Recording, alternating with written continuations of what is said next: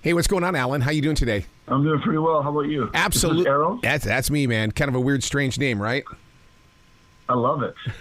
I love archery. Hey, I got to ask you a personal question. In the way that I'm gonna bring my present place of now in the Carolinas, where we're currently in a flash flood right now, and you're up there with Alone. How is it that you deal with flash floods like this, or the fires of Maui? Because I mean, I can't imagine you in that place of wild where you're not protected by a roof. Well, just I guess training and just being ready for whatever nature has to offer us. I mean, building your shelter is a really important thing to do. It's got to be solid and waterproof. And we actually had quite a few different clothing items to help us get through those times. And obviously there was a safety team. So if we were in a life-threatening situation, we could tap out and get help. When you say that you prepared for it, in what way did you practice for it? Because, I mean, there's one of the things I talk about on iHeartRadio today is how did you protect yourself in moments like that? Well, just making sure that your shelter site was on high ground. There were no dead snags that could fall on your shelter. Right. So you're asking me how would I survive like a singularly deadly situation, not long-term survival? Is that correct? Well, it's basically preparing for it. In other words, the before, the middle, and the ending. In other words, we all write the story before it happens, and we all sit there and mentally we get ready for what could happen. And that's always been a fascination to me in the way of going, okay, how did you, because I'm a third-degree black belt. I make sure that I prepare myself for every day. How do you do it as well? Well, I guess for the mental aspect of the game, I read quite a bit about meditation and thinking a positive thought, keeping my mind positive all the time, being thankful for what I get out there, and just always trying to stay positive and not panic in situations. I trained for what plants were edible. I trained knowing what sort of fish were available in the lake we're going to be at. I studied various different shelters that would work for a variety of different environments, depending on what was available. Several different types of fire pits that you can put in your shelter. All those sorts of things. I gained weight. I practiced with my bow and arrow. See, that's the kind of stuff that I find inspiring, because we are that generation right now that would rather hire somebody to do something for us. And so a show like Alone on History Channel, to me, inspires the heart to say, come on, man, don't sit around, go do something, and you guys physically do it. Yeah, it was an amazing experience, and I kind of wanted to see how far I could push myself physically and mentally, just kind of as a test. I know it sounds strange, but I wanted to see what that was like, how far I could go. And to be out there in nature, my God, I mean, you and I have one thing in common. We love the outdoors. I mean, my studio sits in this forest, and I love watching nature happen right in front of me. There's a lot you can learn from all things that are natural. 100%. Absolutely agree with you. What is it that spoke to you the loudest? Because I'm a tree hugger. I'm also a rock lover, but at the same time, I love the hawk when it flies over my head. What teaches you when you're out there in the wild? I love the animal experiences that I have. I had a pretty spiritual type experience with an owl when I first got there.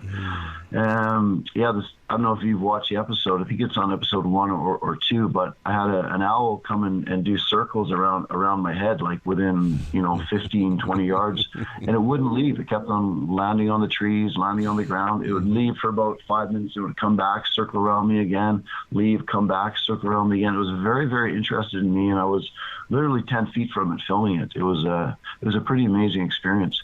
They're powerful totem animals, dude. I mean, an owl is a spiritual animal that teaches you. At the same time, it also protects you, and it's reminding you that, hey, look, you're not in this thing alone. So even though you had 10 items that you could take with you that are man-made, that owl was there to protect you. I like to think that. Yeah, it was amazing.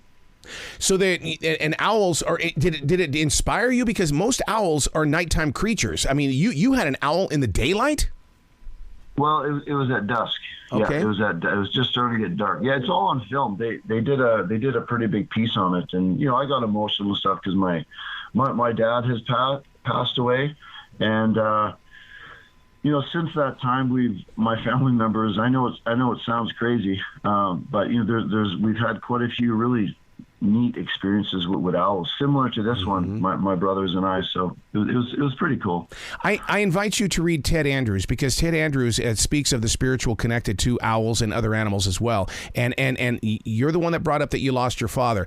Owls are connected to that. They are the protectors of that next step in life. And so I'm not shocked that you shared that story with me, because owls protect humans. Cool. Awesome. So did you keep a journal or anything? Because, I mean, this is a learning experience. Anytime you put your mind, body, and soul through a journey like this had to have been a learning experience for you.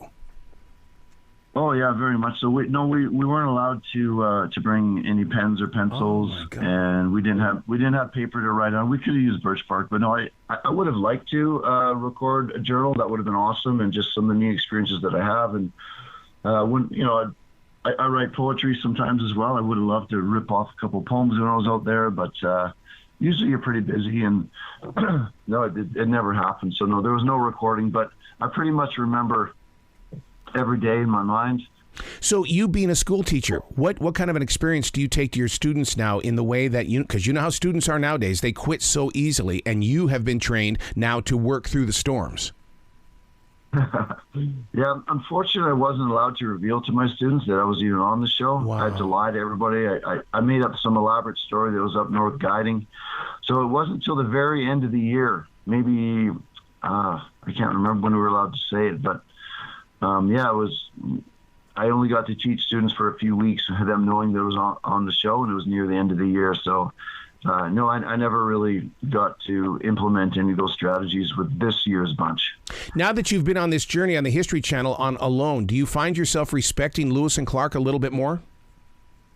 Oh, 100%. Yeah. It was. All the early explorers and people that lived before us were. Yeah, it kind of gave you a sense, but. Yeah, definitely. It makes you appreciate a lot of things in life more. Just how much we have that humans in this time, in Canada and Europe and USA especially, all developed countries, that we have more than we need. Mm-hmm. That was a big lesson out there. Oh, I'm just so proud of you. I really own a History Channel. They're going to learn how to survive, and that's the one thing that I wish that more of us could do, and we're going to live through you, Alan. Awesome. Appreciate it. Well, please come back to this show anytime in the future. The door is always going to be open for you. Well, thank you. All right, man. You be brilliant today, okay? All right, man. You too. Nice chatting with you.